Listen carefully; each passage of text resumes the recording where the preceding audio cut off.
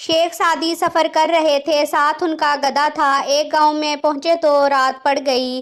सर्दी के दिन थे, रात बसर करने का ठिकाना तलाश करने लगे। गांव वालों में से कोई ठिकाना देने पर रजामंद ना हुआ। आखिर एक घर का दरवाज़ा खटखटाया। घर वाले ने कहा, मेरी बीवी दर्द में तड़प रही है, बच्चा होने वाला है, अगर तू दुआ करे तो जगह दे दूंगा। शेख सादी मान गए, उन्हें कमरा मिल गया। फिर उन्होंने कागज़ के एक पुर्जे पर एक तवीज़ लिखा और घर वाले से कहा, इसे मरीज़ा की नाफ पर बांध दे। तवीज़ बांधते ही बच्चा हो गया। अगली सुबह शेख सादी तो चले गए, लेकिन गांव वालों ने तवीज़ संभाल कर रख लिया।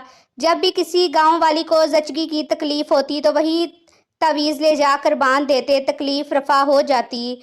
गांव के मौलवी को इस बात पर बड़ा गुस्सा आया। उसने सोचा कि अगर तवीज़ पर लिखी हुई आयत का पता चल जाए तो इससे बड़ा फ़ायदा होगा। मौलवी ने झूठ मूठ का बहाना तराशा और तवीज़ मांग कर ले गया।